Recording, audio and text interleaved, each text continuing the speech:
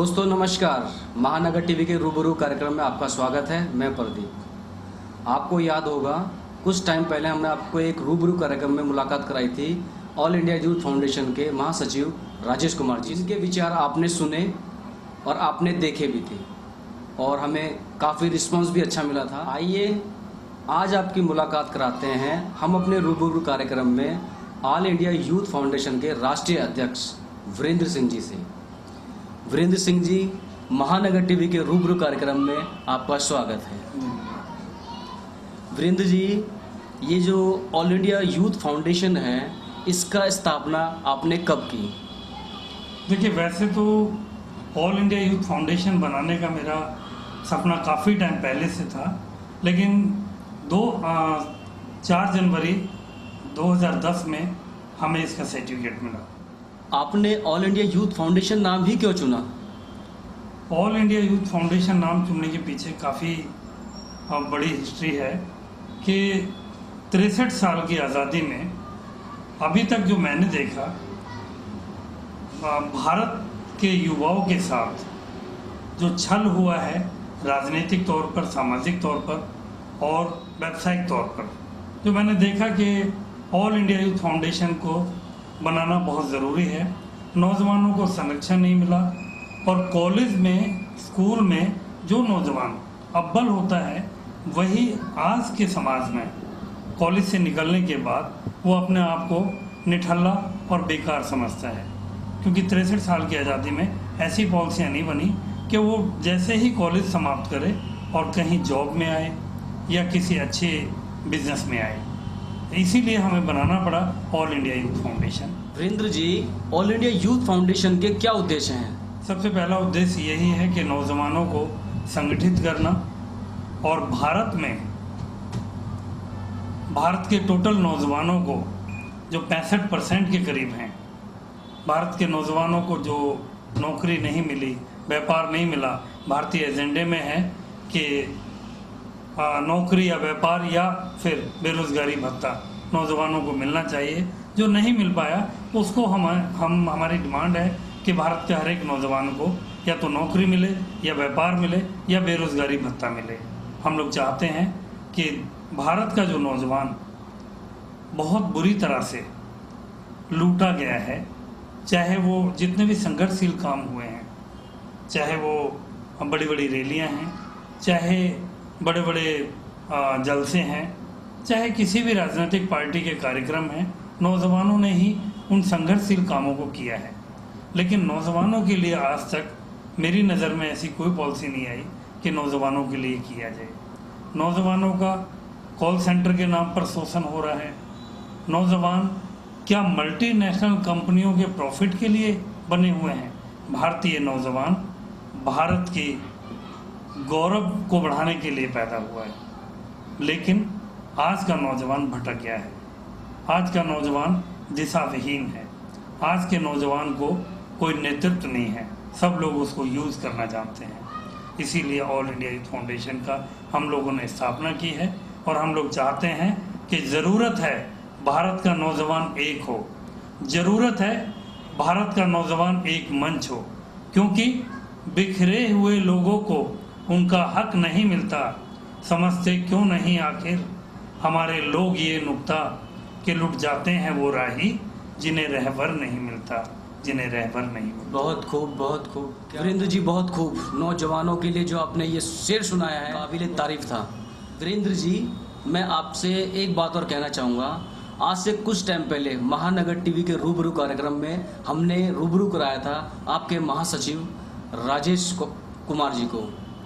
राजेश कुमार जी से हमने एक क्वेश्चन किया था कि आपकी जो फाउंडेशन है ये किस मुद्दे पर ज़्यादा रोशनी डाल रही है। उन्होंने हमसे कहा था कि जो हमारी फाउंडेशन है ये शिक्षा, स्वास्थ्य और सुरक्षा के ऊपर ज़्यादा काम कर रही है, तो इसमें आपकी क्या विचार हैं? देखिए, 63 साल की आज़ादी में जो मैं फील करता हूँ, देश की जनता ने और देश के नौजवानों ने एक काम बड़ी पूरी ईमानदारी से निभाया, सरकार बनाने का, वोट डालने का। उन लोगों ने और हम लोगों ने अपने हिस्से की ईमानदारी निभाई लेकिन 63 साल की आज़ादी में आपने हमने किया क्या? हमने सत्ता तो बदली, व्यवस्था नहीं बदल पाए। जो आप बात कर रहे हैं कि शिक्षा, सुरक्षा और स्वास्थ्य, ये हमारे नारा है।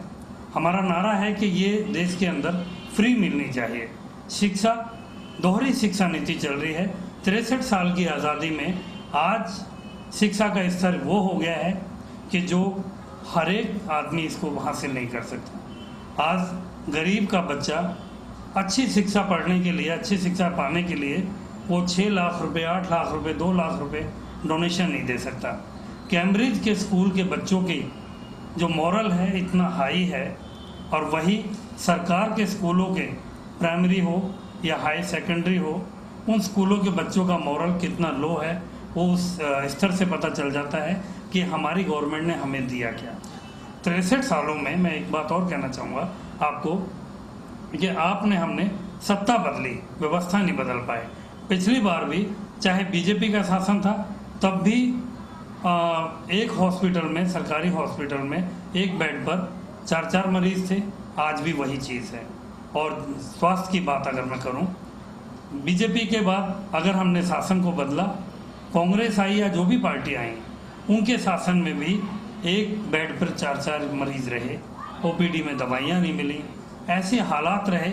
ऐसे हालात को देख के हम लोग क्या कहेंगे? तो हमारा नारा है कि देश के हर एक नागरिक को, हर एक नौजवान को शिक्षा, सुरक्षा और स्वास्थ्य ये मुफ्त मिलना चाहिए। इसके लिए कोई फीस ना हो। और आए दिन आपने देखा होगा, मैं आपके चैनल के माध्यम से, आपके माध्यम से देश के नागरिकों को और देश के उन नेताओं को ये कहना चाहूँगा कि कम से कम इस क्षेत्र में वो अपना चौमुखी विकास ज़रूर करें। और वो चाहेंगे तो ये हो जाएगा कि आए दिन जो स्कूलों की फ़ीस बढ़ती हैं इसको रोका जाए, ताकि आम आदमी अपने बच्चों को पढ़ा सके, अच्छी शिक्षा दे सके, अच्छा स्वास्थ्य दे सके और अच्छी सुरक्षा दे सके। और स्वास्थ्य से मैं कहना चाहूँगा, जो बड़े बड़े नर्सिंग होम वेंटिलेटर पे लगाकर लोग मरे हुए मरीज के 2-2 लाख, 3-3 लाख, 1-1 लाख रुपए ले लेते हैं, इसको भी बंद होना चाहिए।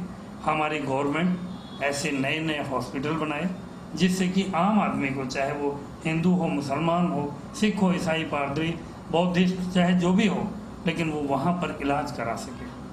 तो मैं आपके माध्यम से ये कहना चाहूँगा कि शिक्षा, सुरक्षा और स्वास्थ्य, इस पे हमारा नारा है।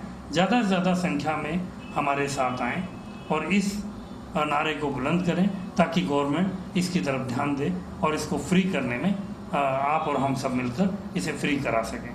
जी वीरेंद्र जी, बहुत खूब कहा आपने। जैसा कि हमारे देश में अभी आपने बताया कि शिक्षा, स्वास्थ्य, सुरक्षा ये सब फ्री हैं, लेकिन इनके नाम पे हर आदमी ठगा जा रहा है। अभी प्राइमरी स्कूल की जैसे आपने बात की और जनता को आपने जानकारी दी प्राइमरी स्कूल के लिए, तो अब हमारे सरकारी स्कूल में जो प्राइमरी स्कूल है इनमें भी आजकल आपको पता है पर्ची सिस्टम हो गया है। जिन बच्चों के पर्ची के सिस्टम से नाम निकल जाएंगे उनको बच्चों का एडमिशन होगा, अदरवाइज नहीं होगा। तो ये कैसी शिक्षा फ्री हुई? जी। और स्वास्थ्य के नाम पर अभी आपने एक नई लेटेस्ट न्यूज़ सुनी होगी कि मेडिकल के अंदर एक बच्चे की, 8 साल के बच्चे की आँख खराब हो गई।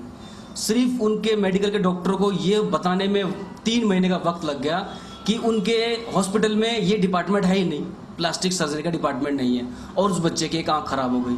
ये कैसे फ्री स्वास्थ्य है? मैं तो एक चीज़ कहूँगा कि इस देश की व्यवस्था को बदलना चाहिए। अब नौजवानों को आगे आना चाहिए, और देश का अगर नौजवान एकजुट हो जाएगा तो मैं आप लोगों को कहना चाहूँगा कि आंदोलन, लहर, क्रांति, परिवर्तन, बदलाव, संघर्ष, ये सब एक ही नाम है। इसकी संघर्ष की और बदलाव की, इंकलाब की, क्रांति की कोई डेट फिक्स नहीं होती। जिस दिन इस देश का नौजवान अपना हिसाब मांगेगा, एकजुट होगा, एक मंच पे आएगा, ऑल इंडिया यूथ फाउंडेशन के साथ जुड़ के और अपनी आवाज़ को बुलंद करेगा, उसी दिन उसका हक उसे मिल जाएगा। आप ये कह रहे हैं कि एक बच्चे की आँख खराब हो गई और उसको बताने में 3 महीने लगे, ये तो वो मसला है जो आपके सामने आ गया। ऐसे पता नहीं कितने मामले डेली हो जाते हैं, कितने लोगों के स्वास्थ्य के नाम पर आंतें निकाल ली जाती हैं, किडनियां बेच दी जाती हैं, और आए दिन आप लोग देखते रहते होंगे। काफ़ी आपके चैनल के माध्यम से और चैनलों के माध्यम से लोगों तक ये बातें पहुंचती रहती हैं। हम लोग चाहते हैं कि इस देश के आम आदमी को उसका अधिकार मिले। तो यही हमारी डिमांड है। वीरेंद्र जी, बहुत अच्छी जानकारी आपने हमारे दर्शकों को दी और शायद हमारे दर्शक इसको सुन रहे हैं और देख रहे हैं। अभी हम बात कर रहे थे ऑल इंडिया फाउंडेशन के राष्ट्रीय अध्यक्ष वीरेंद्र जी से। मिलते हैं एक ब्रेक के बाद।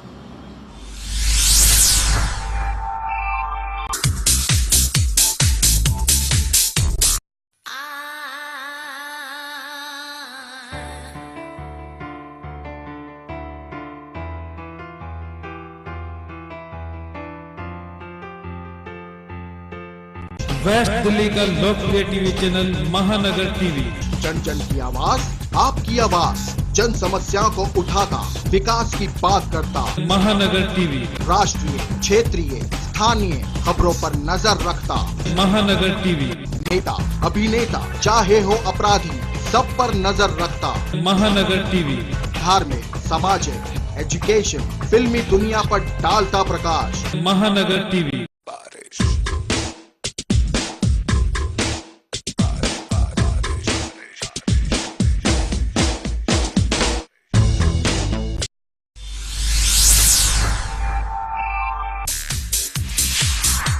दोस्तों, महानगर टीवी रूबरू कार्यक्रम में ब्रेक के बाद आपका फिर से स्वागत है। जैसा कि हम बात कर रहे थे ऑल इंडिया फाउंडेशन के राष्ट्रीय अध्यक्ष वीरेंद्र सिंह जी से। आपने वीरेंद्र सिंह जी के सुझाव सुने और उन्होंने आपको बताया शिक्षा स्वास्थ्य के बारे में। आइए चलते हैं, बात करते हैं वीरेंद्र सिंह जी से। वीरेंद्र सिंह जी, ब्रेक के बाद आपका फिर से स्वागत है महानगर टीवी के रूबरू कार्यक्रम में। जैसे कि वीरेंद्र जी, हम बात कर रहे थे शिक्षा और स्वास्थ्य के लिए। तो शिक्षा के लिए जो ज़मीन ली जाती है, जो प्राइवेट स्कूल ज़मीन लेते हैं, तो सरकार से बहुत ही कम दामों पर ज़मीन दी जाती है इनको। और यही हाल प्राइवेट हॉस्पिटलों का होता है। इनमें 20% गरीब के लिए सीट होती है कि वो गरीब का इलाज करेंगे या गरीब के बच्चों को पढ़ाएंगे, लेकिन ऐसा कुछ नहीं होता। उनके नाम पर सिर्फ ठगी हो रही है, इसके अलावा कुछ नहीं हो रहा। ये सब भ्रष्टाचार जो हिंदुस्तान में हो रहा है, इसके लिए आपकी पार्टी कितनी पहल कर रही है? देखिए, पहले तो मैं क्लियर कर दूं कि हमारा गैर राजनीतिक संगठन है, ये नौजवानों का संगठन है। नौजवानों के लिए हम लोगों ने बहुत सी पॉलिसियाँ चलाई, लेकिन जो आपने मेरे से क्वेश्चन पुटअप किया है, आपकी जानकारी के लिए बता दूं कि किसी ने बहुत पहले कहा था कि जिसका दल नहीं उसका बल नहीं, और जिसका बल नहीं उसकी समस्याओं का कोई हल नहीं। तो जब तक देश का नौजवान एकजुट नहीं होगा और एक मंच के पास नहीं आएगा, राजनीतिक पार्टियां कहीं ना कहीं बंदी होती हैं, वो अपने स्वार्थ के तहत इन लोगों पर शिकंजा नहीं कर सकती। लेकिन आपको, नौजवानों को एक गैर राजनीतिक संगठन में आकर, और ऐसी कहीं बात होती है कि जहां पर 25%, 20%, आपने बहुत अच्छी बात कही कि इन्होंने बहुत कम रेट में ज़मीनें ले रखी हैं और बच्चों को एडमिशन देने के नाम पे डोनेशन मांगते हैं, या फिर हॉस्पिटलों में बहुत मोटा इलाज के नाम पर पैसा लिया जाता है। तो ये सारी वीरेंद्र सिंह जी, मैं आपको यही रोकना चाहूँगा इस बात के लिए कि जैसे भी हॉस्पिटल की बात आई, एक चैनल ने हॉस्पिटलों के स्टिंग ऑपरेशन किए थे। मैं उस चैनल का नाम नहीं लूँगा और उस हॉस्पिटल का नाम नहीं लूँगा। अभी एक हॉस्पिटल का स्टिंग ऑपरेशन हुआ था, उस हॉस्पिटल के अंदर एक गरीब के बच्चे से 2 लाख रुपए की डिमांड की गई थी, और बाकायदा जब चैनल ने अपना नाम लिया तो वो उसने इनकार कर दिया कि मैंने पैसे नहीं मांगे। ये बड़े बड़े दावे ऐसे उतरते हैं, गरीब का कहाँ इलाज हो रहा है? गरीब तो सब मारे जा रहे हैं। देखिए सर, मैं आपको फिर वही बात कहना चाहूँगा, देश का अगर नौजवान एकजुट हो जाए तो जिन लोगों को आप लोग सलाम ठोकते हैं वो इतने कमज़ोर लोग हैं कि वो आपके सामने टिक नहीं पाएंगे। अगर आप लोग एक हो जाएं और एकजुट हो जाएं, मैं फिर बोल रहा हूं कि आपको एक मंच होना चाहिए। एक गैर राजनीतिक संगठन में अगर आप आते हैं और अपनी बात को रखते हैं, फिर उस मिनिस्ट्री के अधिकारी से, उस मिनिस्टर से बात करते हैं कि आपके क्षेत्र में खुलेआम लूट हो रखी है और आप लोगों ने ऐसे लोगों को लाइसेंस दिया हुआ है आम आदमी को लूटने का, तो हम लोग चाहेंगे आदमी के हाथों आदमी की लूट बंद होनी चाहिए। और ये बंद हो जाएगी जब नौजवान एक होकर अपनी बात को रखेगा। ऐसे हॉस्पिटल और ऐसे स्कूल नहीं चलेंगे अगर हम लोग एक हो जाएंगे तो। लेकिन बहुत बड़े दुख की बात है कि नौजवान आज की डेट में इधर उधर बिखरा हुआ है।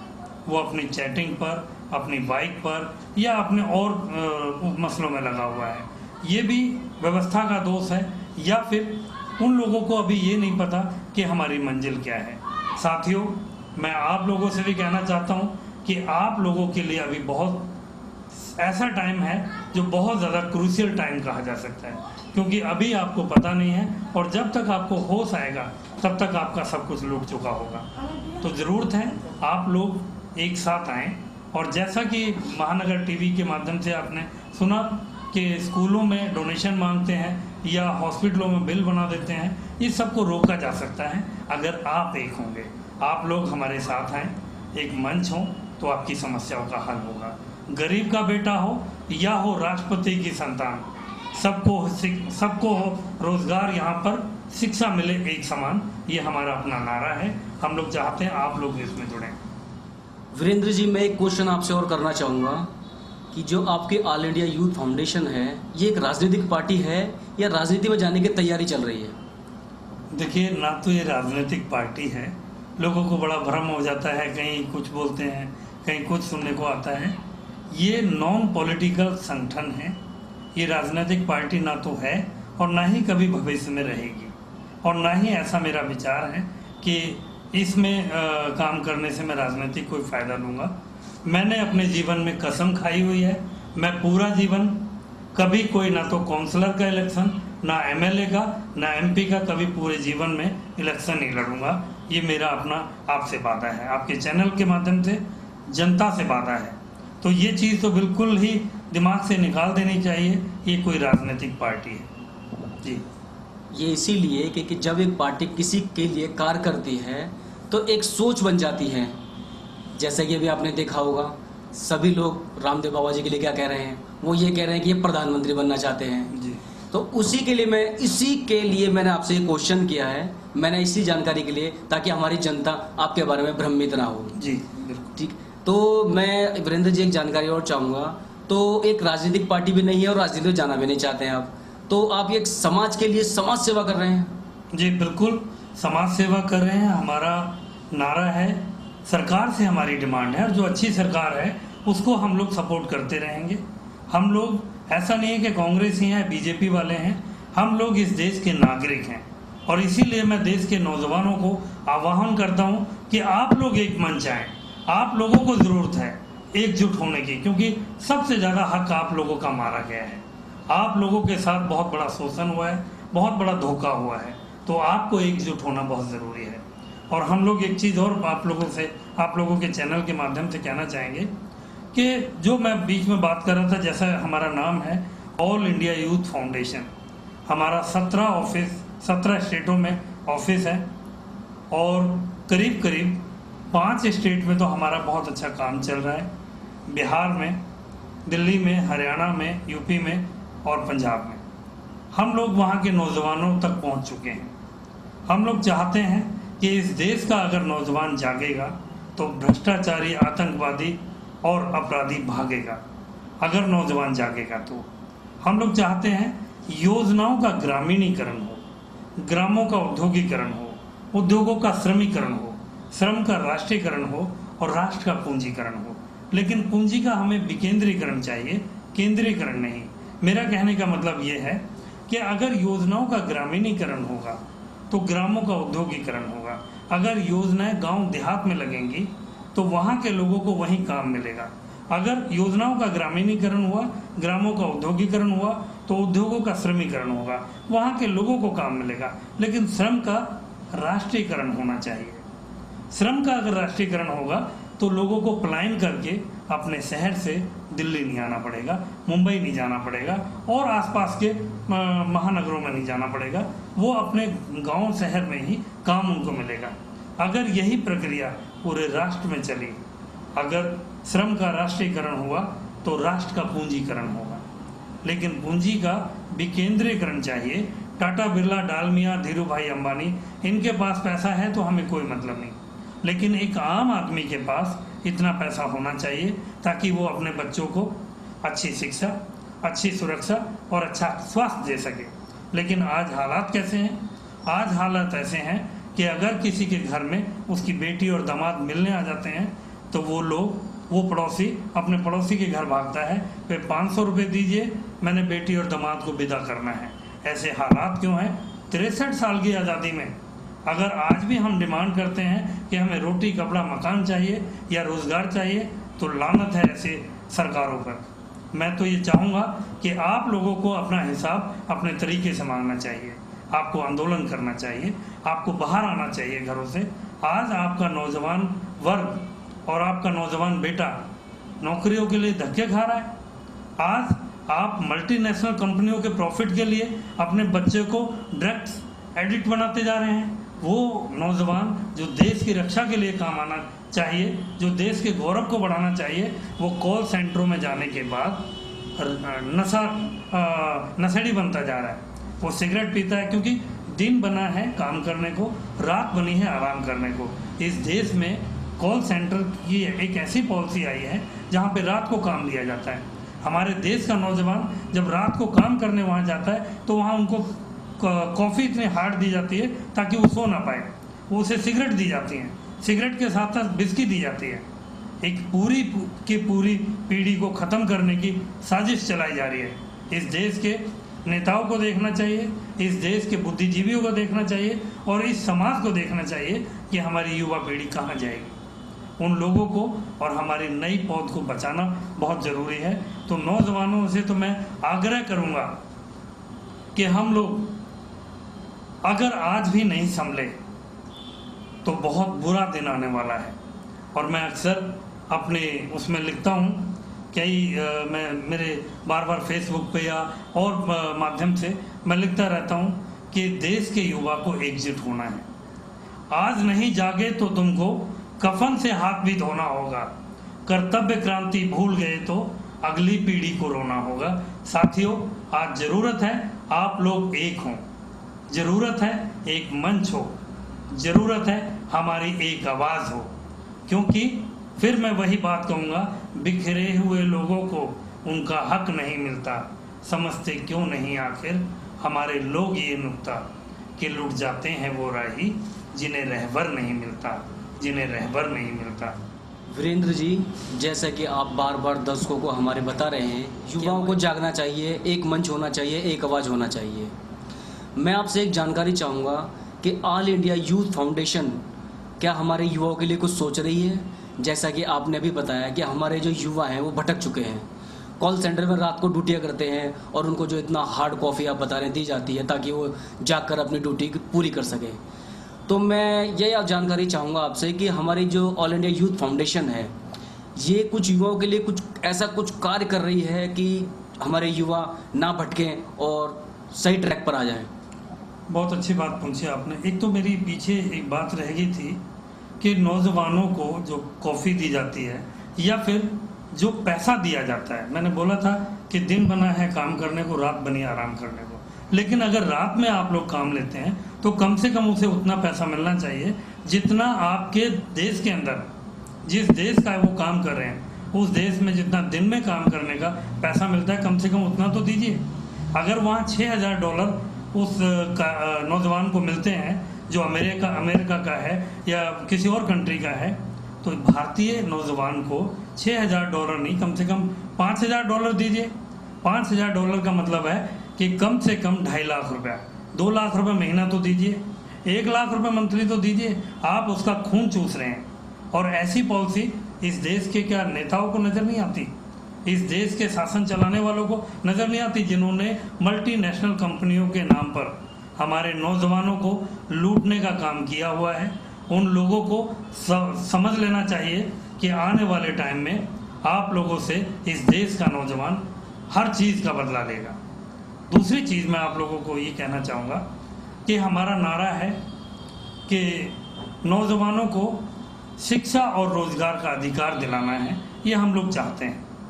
और ये अधिकार कैसे मिलेगा? जो मैं अभी बीच में कह रहा था कि अगर योजनाओं का ग्रामीणीकरण हो जाए तो मिलेगा, लेकिन हम लोग इसके साथ साथ ये जब होगा जब हम लोग एकजुट हो जाएंगे।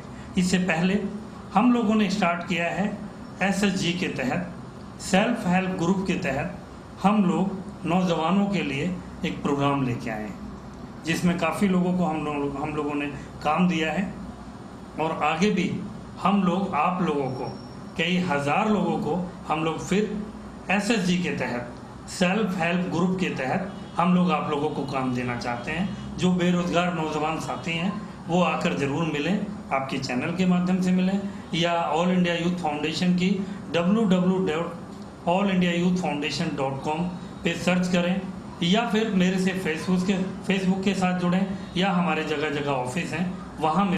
हम लोग चाहते हैं कि इस देश का नौजवान बीड़ी, सिगरेट, नशा, इन सारी चीज़ों को छोड़े। इस देश का नौजवान अपने माँ बाप की इज्जत करे, इस देश का नौजवान अपने देश की इज्जत करे, और इस देश का नौजवान अपने देश को स्वावलंबी बनाए। इस देश का नौजवान अपने देश के लिए अच्छा सोचे। लेकिन आज जो हालात हुए हैं, ये कन्फ्यूज़न की जो स्थिति है ये बनाई गई है। हमारे देश में 5 तरह के मौसम हैं, हर तरह का खनिज निकलता है। ऐसे ऐसे राज्य हैं, जैसे आपके पंजाब में गेहूं और धान पैदा होता है, जैसे आपके हरियाणा में गेहूं और धान पैदा होता है, यूपी में होता है। ऐसे कुछ स्टेट तो ऐसे हैं जहां पर स्टील पैदा होता है। उड़ीसा में तांबा और कॉपर और कोयला, झारखंड में, पंजाब, पश्चिम बंगाल में, असम में ये सारी चीज़ें पैदा होती हैं। राजस्थान में अच्छे से अच्छा मार्बल जो इंपोर्ट हो जाता है वो पैदा होता है। हमें गेहूं बोने की भी ज़रूरत नहीं है, हमें तो खुदाई करके अरबों रुपए की संपत्ति मिल जाती है। तो ऐसे में हमें ना सूखे का डर, ना बारिश का डर, उसके बावजूद भी हमारा नौजवान और हमारे देश का किसान भूखा मर रहा है। हमारे नौजवान के लिए ऐसी पॉलिसी नहीं बनी कि उसे रोज़गार मिल सके। देश का 65% नौजवान, और आपको 63 साल मौका मिला इंफ्रास्ट्रक्चर बनाने का, लेकिन आपने किया क्या? सिर्फ 13 से 15% नौजवानों को नौकरी मिली है। आप लोगों को चाहिए ऐसे नौजवानों को जो बेरोज़गार घूम रहे हैं, जिनको आपने निठल्ला और नाकारा और पता नहीं बैड कंपनी के नारे जो दिए हैं, ऐसे सिस्टम को बदल देना चाहिए। और मैं आप लोगों से फिर, नौजवानों से, इस देश के नागरिक से और इस देश के बुद्धिजीवियों से ये अपील करना चाहूँगा कि आप लोग एकजुट हों, आप लोग अपने हक को मांगें। हम लोग कोई राजनेता नहीं है और हम लोग कोई राजनीति करने नहीं आए। हम लोग चाहते हैं इस देश के अंदर व्यवस्था बदले। सत्ता आपने हमने बदल ली बार बार, लेकिन व्यवस्था को एक बार बदलने की ज़रूरत है। इसीलिए हम लोग जो लिख रहे हैं और जो मेरा नारा है कि ऑल इंडिया यूथ फाउंडेशन की यही आवाज़, नई व्यवस्था, नया समाज। नया समाज वो जो इस देश के लिए मरेगा, इस देश के लिए मिटेगा, इस देश के लिए काम करेगा। और नई व्यवस्था वो, यहाँ की अदालतें 100 दिन के अंदर न्याय करें। यहाँ की अदालतों के फांसी के फंदे पर और काल कोठरियों में आतंकवादी, भ्रष्टाचारी और बुरे से बुरे काम करने वाले लोग हों। यहाँ की पुलिस आम जनता की मददगार हो और गुंडे, बदमाश, मवालियों की जानलेवा दुश्मन। लेकिन ऐसा नहीं है। गुंडे, बदमाश, मवाली तो उनके संरक्षण में जीते हैं। साथियों, यहाँ की आर्मी को हम लोग चाहते हैं ऐसी हो जो सीमा रेखा पर घुसपैठ ना करे, बल्कि सीमा रेखा पर घुसपैठ करने वालों को सीमा रेखा पर ही ढेर करे। तब आप और हम सुरक्षित होंगे। हम लोग आपके माध्यम से ज़रूर कहना चाहेंगे, और आपके माध्यम से क्या, मैं आप लोगों से भी कहना चाहूँगा कि ज़्यादा से ज़्यादा तादाद में ऑल इंडिया यूथ फाउंडेशन के सदस्य बने और इस व्यवस्था को बदलने में हमारी सहायता करें। जय हिंद, जय भारत, जय all India youth foundation. Virendra ji, बहुत बढ़िया विचार लगे आपके, बहुत बढ़िया आपने कहा जो हमारे यूथ फाउंडेशन का आपने जगाया है। शायद आपके बातें सुनकर हमारा यूथ जाग जाए और आपसे संपर्क करना शुरू कर दे। जरूर जागेगा। महानगर टीवी के स्टूडियो में आने के लिए आपका बहुत बहुत धन्यवाद। धन्यवाद आपका भी, आपके व्यूअर्स का, जो आपने मुझे इज्जत दी और मेरी बात को जन जन तक पहुंचाने में सहयोग किया। मैं आपका सदैव आभारी रहूँगा और आप लोगों का भी आभारी रहूँगा कि आपने जितना मुझे प्यार दिया है। ऑल ओवर इंडिया से जितने नौजवान जगह जगह से आप लोग आके मुझसे मिल रहे हैं और इस मिशन को आगे बढ़ा रहे हैं, इस मूवमेंट को आगे बढ़ा रहे हैं, इसका भी मैं सदैव आभारी रहूँगा। जय हिंद। और एक कोटेशन जरूर बोल के जाऊँगा, न चाहूँ मान की दुनिया, न चाहूँ स्वर्ग को जाना, मुझे बर दे यही माता, रहूँ भारत का दीवाना, करूँ मैं आपकी सेवा, पड़े चाहे करोड़ों दुख, अगर फिर जन्म लूँ आकर तो फिर भारत ही हो आना, तो फिर भारत ही हो आना।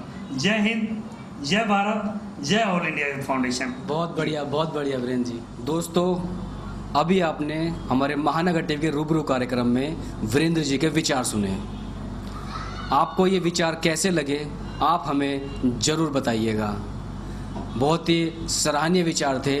विचार सुनकर मुझे भी इतना जोश आ गया कि मैं भी ऑल इंडिया यूथ फाउंडेशन में समाज सेवा शुरू कर दूं। लेकिन आज मुझे पूरा यकीन हो गया है कि वीरेंद्र सिंह जी की ये बातें सुनकर हमारा यूथ